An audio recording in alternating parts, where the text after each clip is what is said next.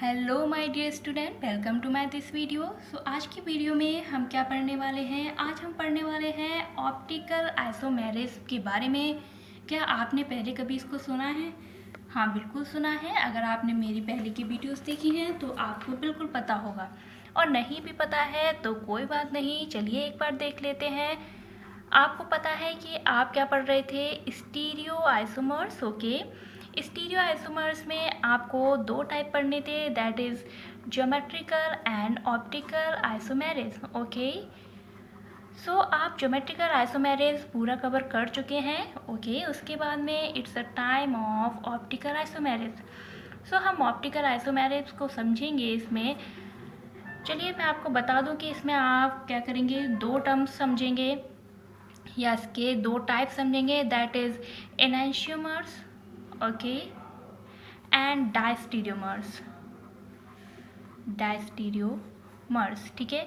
तो हम दो टाइप समझने वाले हैं, और इन दोनों को समझने से पहले हम क्या करेंगे, एक अपना इससे ही रिलेटेड टर्म है जो कि ऑप्टिकल आइसोमेरिज्म को समझने के लिए बहुत ज़रूरी है, उसको समझेंगे, दैट इज़ कायरल सेंटर।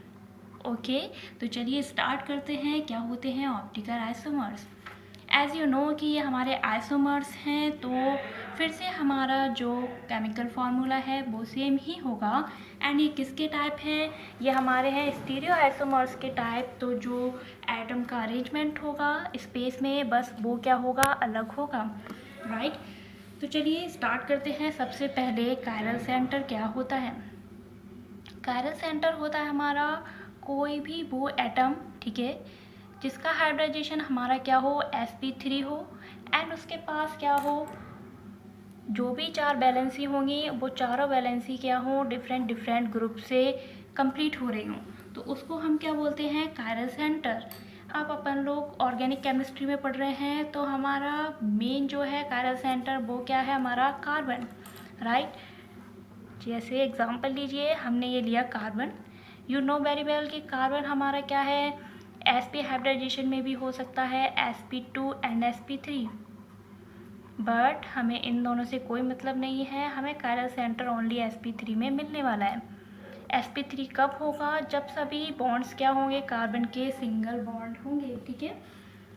तो देखिए सबसे पहले इसमें हमने कोई एक ग्रुप लगाया, A B C and D, right. तो क्या है कि ये चारों ही यहाँ पे जो ग्रुप लगे हैं वो अलग अलग हैं, एंड जो इसका हाइब्रिडाइजेशन है वो sp3 है, तो हम इसको बोलेंगे क्या, कायरल सेंटर, ठीक है। तो चलिए कायरल सेंटर को हम और क्या बोल सकते हैं, और हम बोल सकते हैं stereo centre, chiral atom and asymmetric centre. Asymmetric centre sense लग रहा होगा आपको कि जो चारों ग्रुप लगे हैं वो अलग अलग हैं, दैट्स वाई आसिमेट्रिक सेंटर। ओके, चलिए कुछ एग्जांपल्स के थ्रू समझते हैं इस चीज़ को और अच्छे से। उससे पहले मैं आपको एक पॉइंट और बता देती हूँ जो कि मैंने स्टार करके लिखा है, विच इज़ इम्पॉर्टेंट वन, कि आपको क्या है कि अगर किसी भी एटम पे आपके पास लोन पेयर हैं या आइसोटोप्स लगे हैं, तो आप उनको भी क्या है, एक अलग अलग ग्रुप ही कंसीडर करेंगे।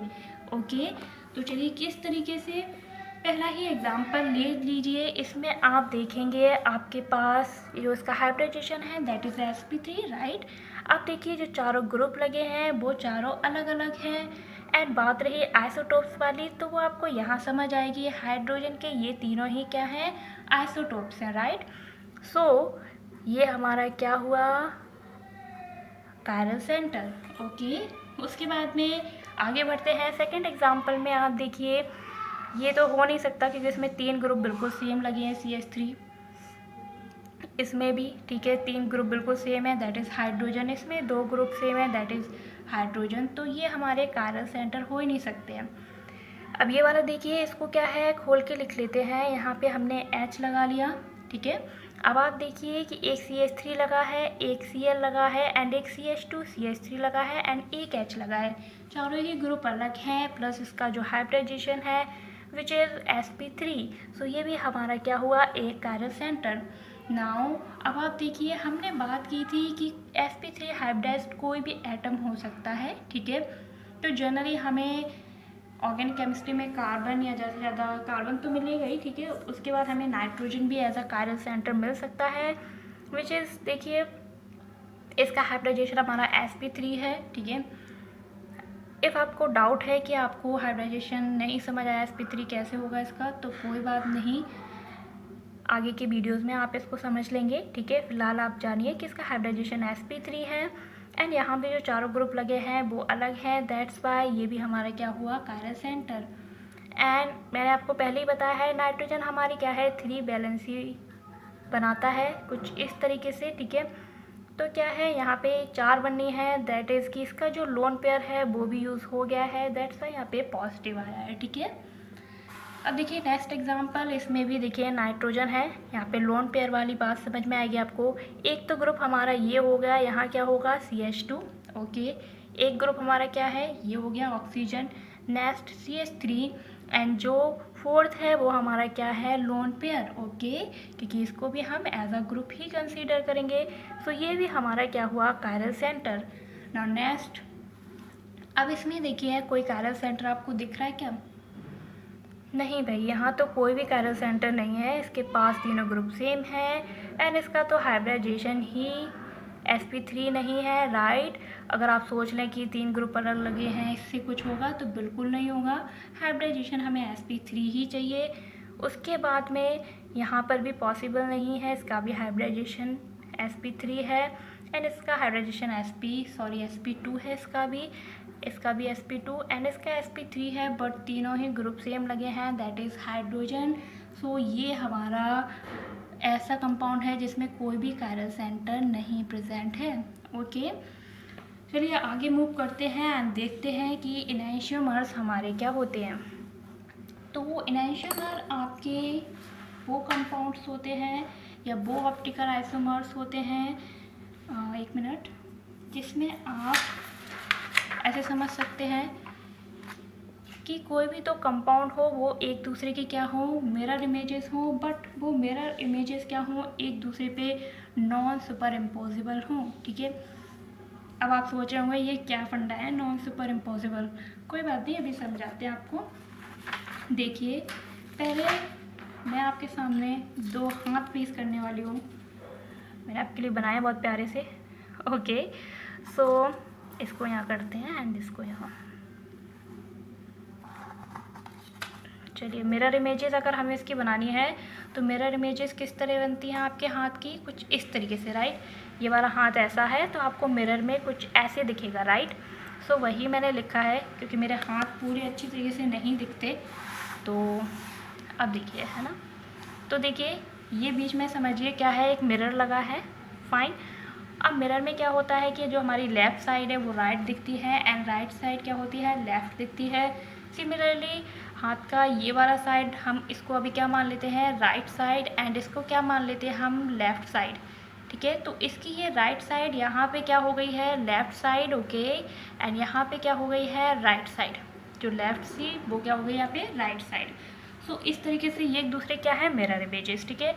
ठीक है, मिरर इमेजेस तो हैं बट ये एक दूसरे के ऊपर सुपर इम्पोज नहीं है। सुपर इम्पोज का मतलब होता है कि आप एक कंपाउंड को उठा के दूसरे के ऊपर रखें तो बिल्कुल वैसे ही फिट हो जाए जैसे पहला है। आप इसको रखेंगे तो देखिए बिल्कुल फिट हो गया ना। वही मैं बात करूं कि इसकी जो इमेज थी वो कुछ ऐसी थी, ठीक है। तो आपको ऐसा ही रखना उठा के सीधा बिल्कुल, ठीक है। तो सीधा उठा के जब आप इसके ऊपर रखेंगे तो आप देखेंगे ये इसके ऊपर वैसे ही फिट नहीं होगा जैसे अभी मैंने आपको करके दिखाया था, राइट। सो आप देखेंगे यहाँ पे इसकी क्या है, थंब इस साइड बाहर निकल रही है, इसकी इस साइड बाहर निकल रही है, दैट इज़ ये एक दूसरे के ऊपर सुपर इम्पोज नहीं हो रहे हैं। तो ये क्या है, एक दूसरे की मिरर इमेज तो है बट क्या है, मॉलिक्यूल एक दूसरे पे सुपर इम्पोज नहीं हो रहा है। तो ये हमारे क्या कहलाएंगे, एनेंशियोमर्स। अब आपको समझ में आया होगा। चलिए अब एग्जांपल के थ्रू मैं समझाती हूँ अपनी केमिस्ट्री के मॉलिक्यूल में। दैट इज़ मैंने एग्जांपल लिया है किसका, ब्यूटेनॉल का, ओके, 2-ब्यूटेनॉल। अब देखिए यहाँ पे आप इस बिलो द प्लेन वाले हाइड्रोजन को थोड़ा इग्नोर कर सकते हैं। बाकी का आप देखिए ये एक दूसरे के क्या है, मिरर इमेजेस हैं। ये इसकी क्या है, लेफ्ट साइड है, ये इसकी क्या है, सॉरी ये राइट साइड है, एंड ये इसकी क्या है, लेफ्ट साइड है, ठीक है। अब यहाँ पे इथाइल जो है वो राइट साइड है बट यहाँ कहाँ आ गया हमारा, लेफ्ट साइड। मिथाइल हमारा लेफ़्ट साइड था, यहाँ कहाँ आ गया है, राइट साइड। सो क्या होगा, अब आप देखिए, आप इस मॉलिक्यूल को जस्ट उठा के इसके ऊपर रखना चाहेंगे तो क्या होगा, मिथाइल के ऊपर हमारा इथाइल आएगा एंड इथाइल के ऊपर हमारा मिथाइल आएगा। दैट इज़ ये एक दूसरे के मिरर इमेज तो हैं बट एक दूसरे के ऊपर सुपर इम्पोज नहीं हो रहे हैं, तो ये हमारे क्या कहलाएंगे, एनेंशियोमर। ओके, तो ये थी बात मेन एनेंशियोमर्स की। आगे कुछ और रिलेटेड टर्म्स हैं वो समझते हैं, कुछ बातें हैं एनेंशियोमर्स की। अब देखिए कि ऐसा कंडीशन हो आपके सामने कि वो एक दूसरे की मिरर इमेजेस हों और साथ में ही क्या हो, एक दूसरे पे सुपर इम्पोज हो जाए। ओके, क्या है, मिरर इमेजेस तो हों और उसी के साथ साथ एक दूसरे पर सुपर इम्पोज हो जाएं। सुपर इम्पोज मीन्स बिल्कुल सेट हो जाए। अगर हम एक को उठा के दूसरे के ऊपर रखें, जैसे मैंने इस हाथ को इसके ऊपर यूँ रखा था तो ये बिल्कुल फिट हो गया था। ओके, तो ऐसे अगर मॉलिक्यूल में हो रहा है तो वो मॉलिक्यूल्स आपके क्या कहलाएंगे, आइडेंटिकल। वो कंपाउंड्स क्या कहलाएंगे आपके, आइडेंटिकल। सो देखिए एग्जाम्पल, आप यहाँ पे आप देखेंगे ये लेफ़्ट है, ये राइट है एंड यहाँ पे ये राइट है, ये लेफ़्ट है, दोनों ही एक दूसरे की क्या है, मिरर इमेजेस हैं। इसको उठा के अगर मैं इसके जस्ट ऊपर रखूँ तो आप देखेंगे बिल्कुल ऐसे ही फिट हो जाएगा जैसे कि ये नीचे वाला है। सो ये आपके इस तरीके के कहलाएंगे आइडेंटिकल कंपाउंड्स। ओके, वो एनेंशियोमर्स नहीं कहलाएंगे, ये ध्यान रखना है आपको। उसके बाद में चलिए कुछ और बातें जानते हैं। जितने भी हमारे एनेंशियोमर्स होते हैं उनकी जो फिज़िकल प्रॉपर्टीज़ होती हैं वो क्या होती हैं, सेम होती हैं। फिज़िकल प्रॉपर्टीज़ आप पहले ही जानते हो, मैं आपको थोड़ा सा इसके बारे में पहले की वीडियोस में बता भी चुकी हूँ, like melting point, boiling point, ठीक है, dipole moment and refractive index. तो क्या होता है कि इनकी फ़िज़िकल प्रॉपर्टीज़ तो सेम होती हैं बट इनका जो एक प्रॉपर्टी है वो अपोजिट होती है, दैट इज़ अलग होती है। वो क्या होती है, अभी आप ये टर्म थोड़ा समझ नहीं पाएंगे, प्लेन पोलराइज्ड लाइट, तो कोई बात नहीं, आप जस्ट ध्यान रखिए इसको लाइट। ओके, कोई लाइट है आपने, ठीक है, वो डाली तो आप देखेंगे। चलिए हम दो एनेंशियोमर्स लेते हैं कुछ इस तरीके से। ओके, हमारे दो एनेंशियोमर हैं, तो आप देखेंगे कि अगर आपने कोई भी लाइट डाली इसके ऊपर तो एक क्या करेगी, अगर एंटी क्लॉकवाइज रोटेट करेगा तो दूसरा क्या करेगा, उसको क्लॉकवाइज रोटेट करेगा। ओके, दैट इज़ उनका रोटेशन क्या होगा, अपोजिट रोटेशन होगा। ठीक है, दो एनेंशियोमर में जैसे मैंने आपको जो पहला एग्जांपल दिया, अगर मैं बोलूँ इसमें, ठीक है, तो एक क्या करेगा, क्लॉकवाइज घुमाएगा लाइट को, एक क्या करेगा, एंटी क्लॉकवाइज। ठीक है, ये मेन डिफरेंस होता है। एंड यहाँ से आप आइडिया लगा सकते हैं कि हम इनको ऑप्टिकल आइसोमर्स क्यों कह रहे थे। ठीक है, क्योंकि ऑप्टिकल बर्ड किससे रिलेटेड होता है, लाइट की एक्शन से। ठीक है, लाइट का क्या एक्शन होता है, ठीक है, उससे रिलेटेड बर्ड है हमारा ऑप्टिकल। तो आप देख पा रहे होंगे यहाँ पे जो डिफरेंस आ रहा है एनेंशियोमर में वो किसकी वजह से आ रहा है, लाइट के रोटेशन की वजह से। दैट्स वाई इनको हम क्या कह रहे हैं, ऑप्टिकल आइसोमर्स। तो ये बात थी। अब यहाँ पे लिखा है सेम मैग्नीट्यूड, इसका मतलब क्या है, इसका मतलब है कि एक 100% जैसे हमने लाइट डाली तो 50% हमारी क्या होगी, क्लॉकवाइज रोटेट होगी, तो 50% ही 50% आपकी क्लॉकवाइज होगी तो 50% आपकी क्या हो जाएगी, एंटी क्लॉकवाइज रोटेट होगी। दैट इज सेम मैग्नीट्यूड से अपोजिट डायरेक्शन में, ठीक है, या फिर अपोजिट रोटेशन करेंगी। ठीक है, राइट।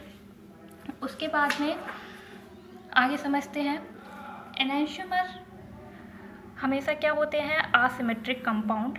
ठीक है, आसिमेट्रिक कंपाउंड, आपने एसिमेट्रिक सेंटर अभी पढ़ा था, आसिमेट्रिक सेंटर को हम क्या बोल रहे थे, कायरल सेंटर। ठीक है, तो अगर आपके सामने असिमेट्रिक कंपाउंड है तो उसको आप और क्या बोल सकते हैं, कायरल कंपाउंड। ठीक है, उसके बाद में दैट इज़ कि इसमें हमेशा क्या होगा, कायरल सेंटर होगा। अगर मैं इसमें आपको एग्जांपल में पहले वाले में बताऊं तो चारों ग्रुप अलग अलग हैं एंड बीच में हमारा कार्बन है जो कि क्या है, sp3 हाइब्रिडाइज है। सो ये ऑप्टिकली एक्टिव है, सिमिलरली ये भी। ठीक है, उसके बाद में आगे बढ़ते हैं। नेक्स्ट हमारा टर्म है कि जितने भी एनेंशियोमर हैं उनको हम सेपरेट किसी भी फिज़िकल मेथड से नहीं कर सकते हैं, क्योंकि उनकी जो फिज़िकल प्रॉपर्टीज़ हैं वो क्या होती हैं, सेम होती है, राइट। तो सेम होंगी तो आप कैसे सेपरेट कर लोगे, तो फिज़िकल मेथड से एनेंशियोमर को सेपरेट करना पॉसिबल नहीं है। ठीक है, उसके बाद में आगे बढ़ते हैं और हम समझते हैं अपने नेक्स्ट ऑप्टिकल आइसोमर को, दैट इज डायस्टीरियोमर्स। क्या होते हैं डायस्टीरियो आइसोमर्स या फिर डायस्टीरियोमर्स, ओके, कुछ भी बोल सकते हैं आप। उसके बाद में इसको समझने के लिए बहुत सिंपल सी बात है, अभी आप दो चीज़ें समझ चुके हो, ठीक है। थर्ड हमारा क्या है कि डायस्टीरियोमर्स हमारे होते हैं non mirror images of each other, that is ये एक दूसरे के मिरर इमेजेस नहीं होते हैं और ना ही एक दूसरे पे सुपर इम्पोजिबल होते हैं, ठीक है। किस तरीके से, चलिए एक एग्जाम्पल के थ्रू दिखाती हूँ आपको। देखिए केमिकल फार्मूला सेम है पूरा, ठीक है, बट अगर मैं आपको यहाँ पे कोई भी मिरर लगाऊं तो आप देखेंगे कि ये वाला जो है इसके मिरर इमेज है क्या, नहीं है। अगर मिरर इमेज होती तो क्या होता, ये OH एक यहाँ पर होता, राइट। तो क्या आप देख रहे हैं कि स्पेस में अरेंजमेंट इस तरीके से है डिफरेंट कि ये एक दूसरे के मिरर इमेजेस नहीं है। और वही इस वाले को मैं इसके ऊपर उठा के रखूँ तो ये इसके ऊपर सुपर इम्पोज भी नहीं होगा, क्योंकि इसमें OH क्या है, इस साइड है, ठीक है, एंड हाइड्रोजन इस साइड है। इसमें OH इस साइड है, हाइड्रोजन इस साइड है, तो मैंने उठा के इसके ऊपर रखा है तो ये तो चलो सेट हो जाएगा, OH इधर ही आ जाएगा, H इधर आ जाएगा, बट इसका OH क्या होगा, H के ऊपर जाएगा, एंड इसका OH के ऊपर क्या आएगा, ये इसका H आएगा, राइट। तो ये एक दूसरे के ऊपर क्या है, सुपर इम्पोजेबल भी नहीं है, ठीक है। तो इस तरीके के जो ऑप्टिकल आइसोमर्स हैं वो हमारे क्या कहलाते हैं, डायस्टीरियोमर्स या डायस्टीरियो आइसोमर्स, ठीक है, आइसोमर्स। सो इनको सेपरेट करना इजी है, अब आपके लिए समझना भी इजी है क्योंकि आपने एनेंशियोमर्स को समझ लिया है। तो इनको सेपरेट हम किसी भी फिजिकल मेथड से कर सकते हैं, क्योंकि इनकी जो फिजिकल प्रॉपर्टीज़ होती हैं वो क्या होती हैं, अलग अलग होती हैं। जैसे मैं बात करूँ मेल्टिंग पॉइंट की, ठीक है, तो क्या होगा कि एक का ज़्यादा होगा, एक का कम होगा, तो जिसका लो होगा मेल्टिंग पॉइंट वो पहले मेल्ट होके बाहर आ जाएगा और दूसरा उसमें क्या होगा, बचेगा, ठीक है। तो इस तरीके से आप क्या कर सकते हैं, डायस्टीरियोमर्स को सेपरेट कर सकते हैं। डायस्टीरियोमर्स कभी भी एक सिंगल कायरल कार्बन के थ्रू पॉसिबल नहीं है, जैसे हमने एनेंशियोमर में पढ़ा कि एक सिंगल क्या होता है, सिंगल कार्बन एटम के थ्रू भी वो बन सकते हैं, जैसे पहला एग्जांपल था, बट डायस्टीरियोमर्स पॉसिबल नहीं है, क्योंकि मैंने आपको पहला ही एग्जांपल दिया, उसमें ये क्या है, आप देख रहे हैं 2 कायरल सेंटर है, राइट। उसके बाद में आपने ज्योमेट्रिकल आइसोमर्स पढ़े थे, that is cis and trans, right. तो जितने भी सिस और ट्रांस होते हैं वो आपके क्या होते हैं, डायस्टीरियोमर्स होते हैं, दैट इज़ कि वो एक दूसरे के, जैसे एग्जांपल है ये आपके सामने, ना ही एक दूसरे के मिरर इमेजेस हैं और ना ही एक दूसरे पे सुपर इम्पोज हो सकते हैं। दैट्स वाई ये आपके क्या होते हैं, ज्योमेट्रिकल आइसोमर्स के साथ साथ क्या शो करते हैं, डायस्टीरियोमर्स, ठीक है। उसके बाद में नेक्स्ट एग्जांपल है आपके सामने ये, इसमें आप देखेंगे कि एक ये तो क्या है, दोनों CH3 जो यहाँ पे लगे होंगे वो अबव साइड होंगे, राइट, एंड इसमें एक पीछे होगा, बिलो होगा, और एक क्या होगा, अबव होगा। अब आप क्या है, थोड़े होशियार हो गए हैं, मैंने आपको बहुत सारे 3D मॉडल्स वगैरह दिखाए हैं, तो आप इमेजिनेशन अच्छे से कर पा रहे होंगे कि एक पीछे है और एक आगे है और इसमें दोनों आगे हैं, ठीक है। तो एक दूसरे के मिरर इमेज तो है ही नहीं, और प्लस मैं इसको इसके ऊपर सेट करूँगी तो वो भी नहीं होगा, ठीक है, क्योंकि इसमें दोनों ऊपर आएंगे, इसमें एक आगे जाएगा, एक आगे जाएगा, एक पीछे आएगा, ठीक है। तो कुछ इस तरीके से हमारे ये सारी चीज़ें थी। आप कंफ्यूज हों तो कोई बात नहीं, अभी आपको थोड़ी कन्फ्यूज़न हो गई होगी तो उसको दूर कर देते हैं। सिंपल याद रखना है तीनों को किस तरीके से, आइडेंटिकल में मिरर इमेजेस तो होंगे प्लस सुपर इम्पोजेबल भी होंगे, ठीक है। एनांशियोमर में मिरर इमेजेस तो होंगे बट नॉन सुपर इम्पोजेबल होंगे, एंड डायस्टीरियोमर्स में ना ही तो मिरर इमेजेस होते हैं और ना ही सुपर इम्पोजेबल होते हैं एक दूसरे पे। और ये थी इतनी सिंपल सी बात जो कि आपको हो गई होगी क्लियर। अगर फिर भी कोई प्रॉब्लम है तो आप मुझसे पूछ सकते हैं कमेंट करके। And thank you so much for watching. अगर आपको वीडियो अच्छी लगी है तो वीडियो को लाइक कीजिए और चैनल को सब्सक्राइब करना बिल्कुल ना भूलें। Thank you guys.